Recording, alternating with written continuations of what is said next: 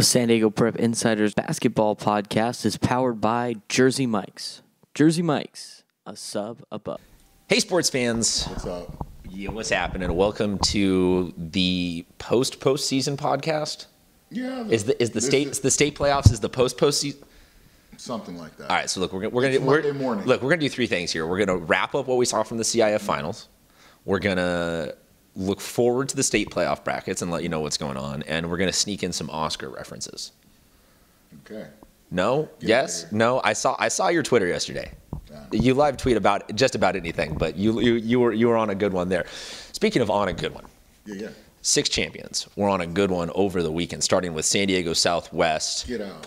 Dude, beating the brakes off of San Diego Academy. Like, the Raiders made a real statement there. Talk about that championship, then we'll move forward to the rest of them.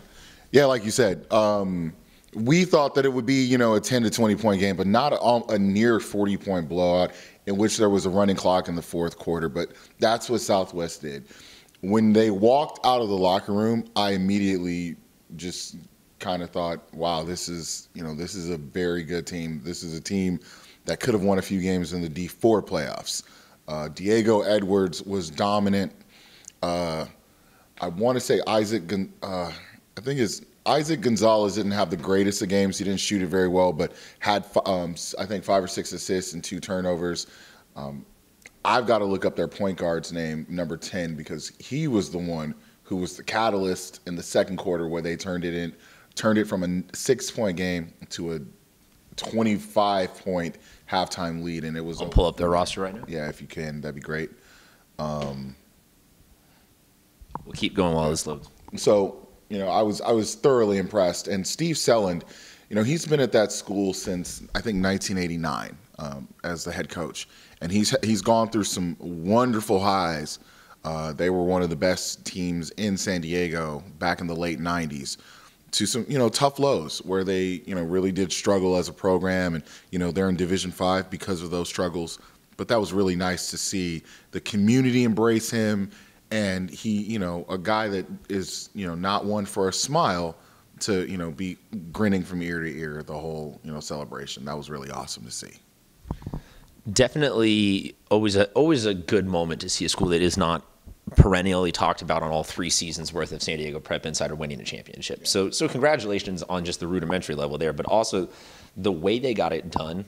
We talk a lot about sometimes teams being screwed over by their own success and moving up a division. Yep. And then, they're just kind of going to fall into obscurity because they're a little bit of a D4 team. They're a little bit of a D5 team. Like you said, they could have won some D4 playoffs as is, depending on where they would have been seated, because obviously anybody that played San Diego was going to lose in that bracket. But yeah, it gives me a lot of hope that this is not a one-and-done, flash-in-the-pan San Diego Southwest team. They're going to go up to D4 next year, and they're going to continue. They bring everybody back. Yeah, they're going to continue to keep doing well. Moving up to that Division 4, San Diego versus Southwest El Centro ended up being the second best. Like, game. it was a weird weekend where Open Division is usually the last one that we're all building up for. Open Division was a great game, but it was on a Friday, and then Saturday ends up being these 2 epic games, and just Southwest San Diego or Southwest El Centro gave San Diego every last bit of a run for their money that you want in a championship game, but San Diego ended up pulling it out in just epic fashion. Yeah. The full transfer of the mic. I'm just taking the mic today. Yes. What can you say about the game? I mean, Southwest El Centro really did come to play, and they were not fazed by San Diego's best punches. I mean, usually teams will wilt when Thomas Marcus gets a breakaway, tomahawk dunk, and the crowd goes nuts. I've seen it time and time again, obviously being close to the program. Southwest kept fighting, kept clawing, and it took, we were on our seat until the very last second when Eric Pompa's half-court heave fell just short. I mean, that's how close this game was. Thomas Marcus talked about redemption in the interviews, and yes, it was redemption for him to get that championship that eluded him this year in football. But for the rest of the guys on San Diego, I mean, this really bodes well for them because they too, like Southwest San Diego, are going to bring a ton back from this team as they move up to D3. So hopefully it's not just a a seat. Grant Hansen, first time seeing him in person. Oh, this is my. Dude's huge. Yeah, he's a big dude. El Centro Southwest too. They bring a lot of football grid hoopers to the table. Grant Hansink started the game out scoring their first 9 points. I mean, that was really impressive. Finished with 18, and then Ryan Silva Bradley had a huge game. Knocking down threes, playing really tough defense. Scored 18 or 19 points depending on whose stats you were looking at. Really good game. And for San Diego, you had a few standouts. Thomas Marcus, AJ Bergen obviously had a really good game. Daniel Thomas had 12 rebounds for a 6'1" point guard. That's a big time statistic. Yeah. And it was a great game. Both these teams, actually, one of these teams moves on to state, which is disappointing to me because I think that Southwest El Centro, if they were in the Division 5 bracket, could really make some waves. I mean, what hurt them was the fact that they were the 8th seed, into the championship game. And according to CIF State, when you look at, how they made the selections, that 8 seed really hurt them in terms of whether they would move on to state. So kudos to them on a great season. Kudos to San Diego for moving on. We'll get to that state bracket in a little bit. So congratulations to both of them. The Division 3 game was also unbelievable. Triple overtime. You talk about that. Mount Miguel beats Carlsbad. I will be glad to unpack everything that we saw there because I've always kind of joked about that O'Farrell championship game we saw there, and not to discredit that game because there was obviously great players like Derek Carter Hollinger there, but you reached a point where that game everybody had fouled out, and the coaches were screaming no more fouls, just kind of back off, and it got a little monotonous towards the third or fourth overtime. There was not a second of this Carlsbad Mount Miguel game that was bad. It was good basketball, wire to wire. We saw Carter Pluchet having to go to the line and make 2 free throws to send it into an extra overtime. We saw James Allen, Mikey Dunbar, Justice Chima, Darren Traylor. We saw everybody from Mount Miguel have a respective big moment. There was threes. There was offensive rebounds. There was so much to be credited for. But I just want to credit a larger perspective thing on this. Mount Miguel won Girls Open, Guys D3. That is a legitimate statement. And I'm not even going to say that they both needed to win Open to make me say this, but I will say that Mount Miguel is now the center of basketball in San Diego County because they have a guys and a girls championship, because they did it in dominant fashion. The girls team was in the top 10 all season long. The guys team was in the top 10 the back half of the season. Like, you cannot overstate the significance of being able to win that championship for the guys team after losing last year and coming back, after winning this year with what we will say is a shortage of marquee talent. There's not people on that team that all season long were lighting up the scoreboard of that guy's going to be a McDonald's All-American. That guy's a player to D1 mid-major type talent. So congratulations to Mount Miguel. Absolutely unbelievable game. Moving on to the Division 2 game, we saw Parker being led by Matt Bender, having one of the more dominant playoff performances ever. Chemo Ferrari just was the icing on the cake as they... Don't forget the freshman Daryl Sledge. Daryl Sledge made some great play. Like, this team, they just took care of business. This was absolutely surgical. I mean, you talk about like a doctor. Yeah, the first the first quarter really set the tone when they came out and Chemo Ferrari carved them up, driving to the lane and finding open shooters like Daryl Sledge, who had 13 in the first quarter. Miles Williams hit a 3.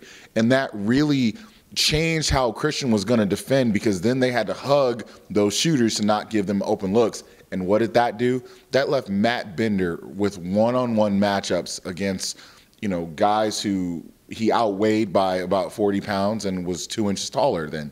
And to Bender's credit, he had the game of his life. Yeah. I mean, that was an impressive performance. And once Christian tried to make the adjustment to take him out of the game, Chemo Ferrari came back in the game with 4 fouls and then just kind of put his foot on the gas, as you would expect with a player with the last name Ferrari, and scored 10 straight points that really just closed the door on any potential comeback for Christian. That game was a shock to me. Everything that I said in my analysis of that game turned out to be the polar opposite. Parker defended. Parker got what they wanted on the other end. And Christian, I will give Nisham Carter a ton of credit. He played a great game, but you can't go 1 against 5. Other guys have to show up. Jackson Larson, Jordan Gaines didn't have consistent moments like we've been used to seeing them. They got pushed around by Bender. Yeah, they did. Christian West, same thing. I mean, and I'm used to seeing Isaiah Robinson hitting 4 or 5 threes a game. He wasn't able to get that going either. I mean, it was a disappointing effort, but I know that Coach Davion Famber is looking forward to state just as much as anybody right now. My 2 takeaways from that game was, one is, holy heck, this Parker team will be in open division next year. They will not struggle to beat up on some people when you put that whole squad together for the whole season, and that have a whole summer to work together. It's gonna be tough. And to Jim Thomey's credit, to keep being able to actually have some time to work with the pieces. Then also, Christian now to me reminds me of last year's Mount Miguel. They take a tough L, and they're not going to lose a ton of pieces. Nasham Carter's a big piece to lose, but they're not going to lose a ton of that team. They're going to come back next year with a huge chip on their shoulder and a lot of lessons learned. Up to the Division I game, speaking of a team that had the chip on their shoulder, turns out that Santa Fe Christian basketball, not a huge fan of me, nor my ability to not pick them for 2 years in a row. 2 things. Congratulations to Matt Stevenson and company for having an epic game, wire-to-wire domination, and congratulations to SFC The Nest on winning the small school battle of the fans. So and Carlsbad earlier. And Carlsbad, the CHS Loud crowd. They won the large school battle. Won the large school battle of the fans. Look, SFC continues to be this weird misnomer to me because they play so up in their league schedule. They sign themselves up for the epitome of the strength of schedule argument. But you look at it and you just go, okay, they just don't. They're kind of like a Torrey Pines. They don't ever have that dude, that guy who you're like, oh my goodness. But yet they always deliver huge performances. They always deliver big wins. So I would say that we're starting to look at, it's time to put some respect on the name. That SFC is one of the best basketball schools in the county. I mean, it was an incredible performance by Matt Stevenson and the entire Santa Fe Christian team. I mean, you shoot over 50% inside of Viejas Arena as a high school team. That's impressive. I mean, they were dropping bombs like Dunkirk all over the place. I mean, it was very, very impressive. Spencer Ryden, big time game. That's our first Oscars. Actually, no, second one, because I told you, man, get out earlier. Okay. That's 2, man. I'm dropping them. Sly surreptitious over here. Just really, like you mentioned, I mean, they are kind of an anomaly. They're a private school that doesn't recruit. They're a team that, of all the private schools, almost each of them has a guy that you can tag as a Division I talent.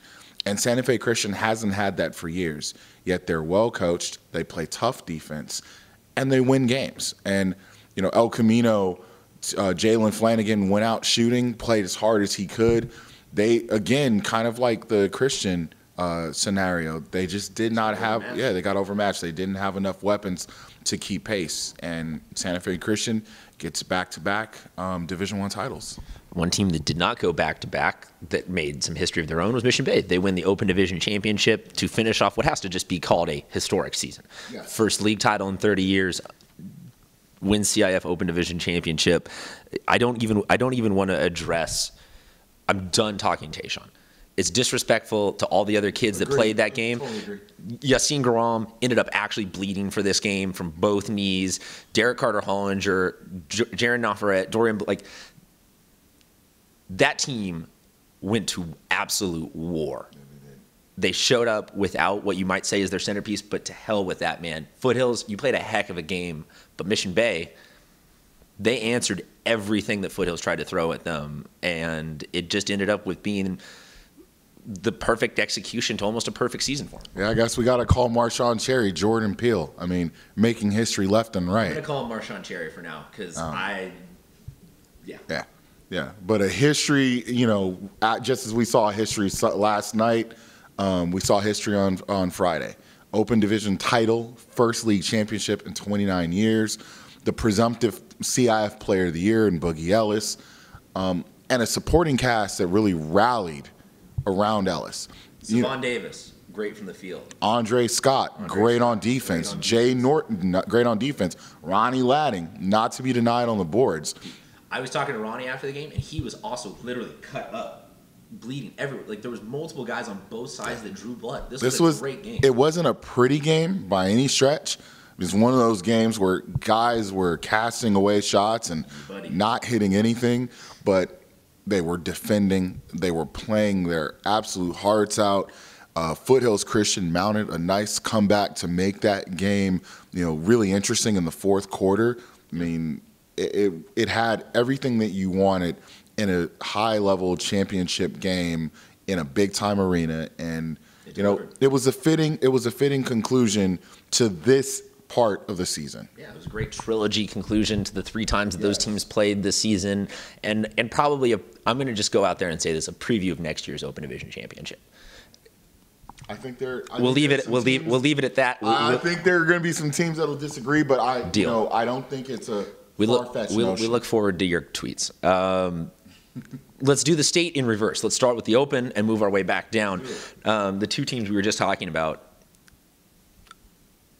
Foothills, Mission Bay, they're both into the Open Division Boys State Championship bracket. Mission Bay, the 6th seed, taking on Bishop Montgomery. We don't need to go ad nauseum in depth because everyone from San Diego knows that Boogie and Ronnie and all those guys and Savon can play. So just give us the going for that speedboat type analysis, or the jet ski, going for the jet ski analysis of what you see in this game. Tough matchup for them. This is a Bishop Montgomery team that is known for being defensively one of the best teams in the state. Offensively, they execute. They're not a big team, which might give Mission Bay a glimmer of light there, but this is a team that almost ran the table all season. I think they only dropped 1 or 2 games and spent most of the year as number 1 in the state. So Mission Bay, it's going to be a tough draw. But you know what? We got some love for our boys. Yes. We got some love for our boys. The other team, like I said, Foothills Christian, they are playing Foothills is the 7th seed. They are playing the number 2 seed, Sierra Canyon. Give us a little info. Sierra Canyon, seems to reload every year by, absolutely just pillaging all the schools around them. This year, Harvard Westlake was the victim. Taryn Frank, and then of course Cassius Stanley, who's like the number 1 rated junior prospect in California outside of Onyeka Okongwu. It's a team that's star-studded. It's a team that had to absolutely gut out an overtime win over Bishop Montgomery to make it to the Open Division Finals, and lost the Open Division Finals to Mater Dei by 2 points. Foothills, I was surprised they actually were in the Open Division. Most of the chatter from experts was that they were going to drop to D1, not only because they lost that game, but because of the absence of Tayshawn Cherry. But given their wins that they had over Fairfax, over Westchester, which were huge from that Torrey Pines tournament, they're here and they're going to fight. Deal. Moving down to the Division I state bracket, number 2 seeded Torrey Pines. They are the 1 San Diego home game that will be played in this bracket. They are taking on Taft from up in Los Angeles. A foof? Is that a foof in favor or against Torrey? This is one of those, how is this a 2-15 matchup? If I saw this as a 7-10 matchup, I'd totally buy this. I mean, these teams are not as far apart. Not at all. Taft has arguably the best point guard in Southern California with Kihei Clark, who's headed to Virginia. Which, if you want to see any information about Kihei Clark, go over to our LA branch, SC Prep Insider LA. We got full interviews with him from last week. So the Kihei Clark versus Finn Sullivan matchup is going to be must-see TV at the Olive Garden. That's going to be a really good matchup. I think Torrey Pines gets this win, but man, this is going to be a tough one. Other games going on in that bracket from San Diego. Number 6, Chino Hills will be playing host to number 11, Mater Dei Catholic. Mater Dei Catholic I think this squad still has a little bit left to prove in the tank. I think so, but they play the single most dominant player in Southern California this year. Onyeka Okongwu put up absolute NBA 2K, NBA Jam type numbers all year. I mean, you'd look at the box score, 40 points, 20 rebounds, 38 points, 18 rebounds, 10 blocks, 5 steals. He's the number 1 prospect in that area for a reason, and I'm not sure that Mater Dei Catholic has enough on the inside to really slow him down. I wish them well, though. I mean, this will be, this is as tough a task as any team is going to have in Open Division I and beyond. Another team from San Diego that will have a tough task is Vista. They're the 13 seed in this bracket, taking on number 4, Rancho Christian. It's one of those games that on paper looks like a size mismatch from H-E, you know where. Vista doesn't have a starter taller than 6'5.5". Rancho Christian starts 6'11" and 6'10", Isaiah and Evan Mobley. That's really tough. But I look back to what Vista did last year when they played Santa Margarita in the state playoffs against a team that had 3 starters over 6'7", and they won on a double overtime heave by Isaiah Morris. And that was one of the best games of the year. So if there is a team that plays above its height and really kind of, exemplifies that heart over height mantra, it's Vista. But it will be a tough one. Moving down now into the Division II state bracket, we got a couple more San Diego teams to talk about here. This one's some interesting matchups, I think, in favor of San Diego. First one, let's talk about the 10 seed La Jolla Country Day is going to be taking on the number 7 seed Pauley. Long Beach Poly is not an easy place to play, but San Diego teams recently have had some success against them. Mm-hmm. Torrey Pines beat them a few years ago. Vista beat them in the Damien Classic earlier this year. It's a good matchup. I think Ryan Langborg has to be lights out for them to really have a chance to keep pace. This is a fast Jackrabbit team, no pun intended. Guys flying up and down the court, and they've got an underrated point guard in Daryl Polk as well. I'll say that one thing I like about this matchup is that you say fast, and immediately Raymond Liu, Alex Cho come to mind. Like this is a Country Day team that can move up and down the court a little bit. Jason Taylor is the tallest person on the floor by 8 inches, so he'll have an advantage there. Number 4, St. Augustine. Number 13, Birmingham. Hey, alma mater in the building. You went to Saints? No. Get out of here. This is a fun one. This is one where Saints, I think, has the advantage. Nick Halleck, my old high school teammate, is the head coach at Birmingham. He's got arguably one of the best guards in not only the LA City section, but all of California in Devonair Retrieve. So it'll be a big time test for Tyson McWilliams, and all the other guards that Saints have to really contain him and corral him. And they've got a 7-footer in the middle too. So, but I think Saints has the advantage. They're going to be playing at home, but I'm really excited to see, one of my high schools coming down to San Diego and doing some, having fun.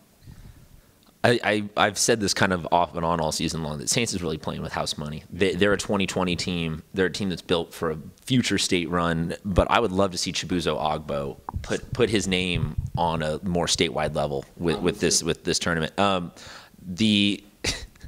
As Aaron points to the screen, there should be a law against naming the same high school in the same state in the same bracket. Our San Marcos, the Knights, are playing Muir.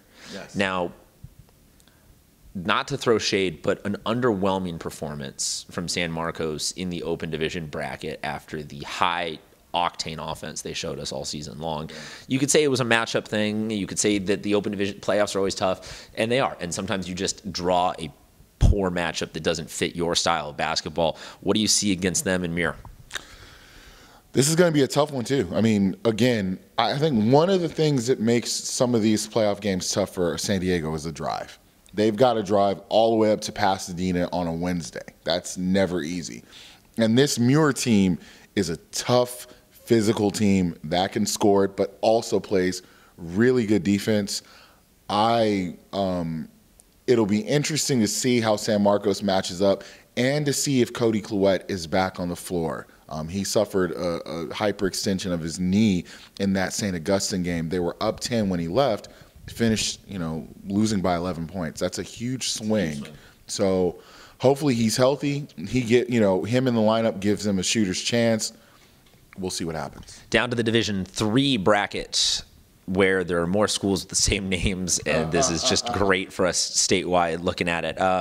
Santa Fe Christian, the D1 champions, they have a home game against Murrieta Mesa. Nice. Now, this is a size mismatch, but at this point, nothing can ever go against SFC for me. This is a size matchup, but I think the Santa Fe Christian matches up physically with them. Yeah. This is a team like we saw in the semifinals and in the finals. They will beat you up physically, especially Matt Stevenson, Luke Sanders. Yep. Murrieta Mesa, we've had a chance to see them a couple of times this year in the Coast News Classic. They've got the twins, the sons of the late, help me out, Lorenzen Wright, Shamar and Lamar Wright. Really good talent. They don't have the guard play that Santa Fe Christian does, though. So I'm thinking Santa Fe Christian gets this one. Another team is Orange Glen. They will play Crean Lutheran, a team that I often mispronounce, but tough, gritty Orange Glen team. Can they apply that style of basketball to a state win? I think they actually can. I mean, Crean Lutheran's a good team. They've got a couple of underclassmen who are really good. Isaiah Johnson, Jake Connerty, and Max Bowe, 3 really good players. But I like Damian Miller in this game. I think he has a chance to really get into the teeth of their defense, set up shooters, and, really keep this game close. I'm not sure if he has enough to win it, but if there was a 3-14 game that I could see an upset being had, this is it. Another one that would potentially be called an upset is number 9 seeded El Camino, the Wildcats, looking to get a little bit of revenge, taking on Notre Dame. This one's tough. Notre Dame, good team. They've got some really good pieces. They've got a 6'6.5", 6'7" sophomore by the name of Zaire Williams, who has blossomed into, according to Frank Burleson, my colleague on Prep Hoops, one of the top 3 prospects in the 2020 class in California. He's that good. And they've got a shooter by the name of Julian Rishwain who really gets it done. What I think is going to be the deciding factor is the guard matchup between Jalen Flanagan and likely Jordan Fuller, the 5'10" bulldog of a point guard for Notre Dame. He's one of those guys who prides himself on all on-ball defense. If Jalen Flanagan wins that matchup, they've got a chance. Let's go now down to the Division IV bracket. This, honestly, is hilarious to me how this played out. This is effed up, man. I'm sorry. This is so messed up. The fact that we could have Carlsbad versus Mount Miguel again in the state quarterfinals or state regional semifinal, that's absurd. So the way this worked out is Carlsbad, Francis Parker, Mount Miguel, and Christian are all in the same corner of the same state quadrant. Are you serious?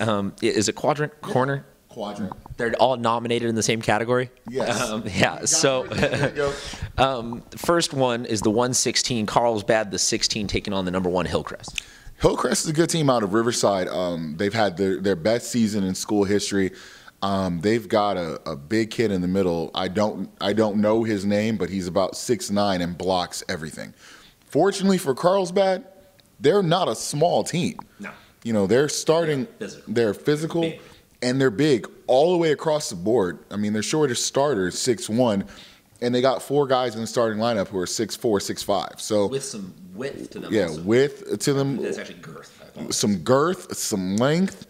If there was a team, I mean, this is going to be a close game, I think. I think Carlsbad plays this one close and gives themselves a chance for an upset. That's what I like to hear. Next one down in that bracket is number 8, Francis Parker will be playing host to number 9, Covina. Now, we talked about Parker potentially being not really a D2 team, so are they not really a D8, not really a D4 team or an 8 seed for that matter? Are you serious? They have a chance to run Covina out of the gym. Next one is the number 12 seed Mount Miguel going to number 5 Rolling Hills Prep. This one's tough. I love Mount Miguel. I love this story. I love Jay Rowlett as potentially a Coach of the Year candidate. Really great job with this team. But they're going to a Rolling Hills Prep team coached by one of the best coaches in the United States of America, Harvey Catani. Did it for years at Fairfax and has done it in 2 years at Rolling Hills. This one's a tough one. I think they've got to beat Rolling Hills up physically to give themselves a chance. Last game in that bracket, and I later mean in that bracket, number 13 Christian, number 4 Segerstrom. Segerstrom. Christian with the upset. I think so. Yeah, they've got a chance to get it. Segerstrom, a team from Santa Ana, good season, some good pieces. I just like Christian's pieces more in this one. Moving down now to the Division 5 bracket. Just looking through this one, I see some familiar names. And we will end with the one that you want to talk about most. Number 11, though, Southwest San Diego playing La Puente. La Puente. I think Southwest, I think their season comes to an end that night. We talked about it earlier. this team might be another team that was playing with house money this year with how many juniors. And they've got a really interesting freshman in Dion Ford, 6'4" kid, really long athlete. All right, we rolling. All right. So, Aaron, finally, I think I kind of just want to hand the mic over to you on this one. But San Diego, they are going to be playing Canoga Park. We know the names. We know the talent. We know the ability. And also maybe now we know a little bit more about how the team handles themselves in actual adversity and not when they're just running away with it. Does all of that accumulate in this San Diego team being our best hope for some representation at the state level? I mean, I think they have a chance. The Canoga Park team, they're playing the Hunters, historically a decent team out of the LA City section. They've had a couple of guys go on to nice careers professionally. This team, undersized. They've got one guy who averages 25 points a game. Saw tape of them in the Division IV championship, beat a really scrappy Bravo team. I think that San Diego has a chance to win this game, but I also think they have a chance to advance past the next round, potentially into a regional semifinal matchup against Santa Clarita Christian, who many feel, including myself, is probably the best team on the southern side of the bracket. Four names that are very familiar to San Diego residents: TJ Lowry, Caleb Lowry, Jordan Starr, Caden Starr, who were all at Foothills Christian before transferring after their dads got jobs at the Masters University. It's going to be, I think getting there for San Diego will be tough, but I think they can get there. And, if they make it to that semifinal round, all bets are off. I feel good for San Diego. I feel good for San Diego. I think that as we broke down, there's some really, really positive plot lines going on. This is not a year where sometimes we look at the state playoffs and go, oh, man. We just saw it in water polo this year. Everyone got bounced out. There was no reason to have the state representation from San Diego. We see it sometimes in football where it's just, that was brutal. But then on other years, we have years like this year in football where we win some state championships. So this is one group where I think that San Diego as a county, as a section, is well represented across the board in all brackets. What we're going to do, though, is we're going to take a little break. We're going to soak it all in. We're going to make fun of your face that Sports on the Side caught as AJ went down and then scored and then won and then lost. Memes to be made. But then we're also just we're gonna take this as a celebration. We're not doing picks anymore. The fun thing about this is we're now all on the same side, if you will. We're all here to just say the blanket analysis of how San Diego can get this all done, because it's going to be fun across all these brackets. We're rooting for San Diego. And it's also going to be fun, like we've said now a couple times, we've used the phrase house money, playing for the future, all that. This is a continuation of seeing how good can Parker be, how good can Saints be, how good can all of these teams, where this is not a send-off farewell tour for a huge senior class. This is a huge junior and sophomore group that's about to go knock on the door so that next year they kick the door in and let the state know, hey, San Diego is the epicenter of hoops in the freaking world. So whether or not that's hyperbole, I will stop talking. I will say that you can tweet him at Fulltime Hoops 1. You can tweet me at Mr. CPED. Boogie, if you caught me dancing, you caught me dancing, man. I appreciate the shade. Look, dude, certain things are genetic. That's one of them. He said you danced straight Coco, man. Yeah. Don't understand that reference. Oscar reference. Oh, fair enough. It's been a lot of fun. Yeah. Aaron, thank you. San Diego, thank you. Tommy Morris, thank you. MIA. Yeah. Tommy's already moved on to baseball. Yeah. So we'll see you. We'll see you in a little bit for another basketball. We'll see you for other sports. We will always see you because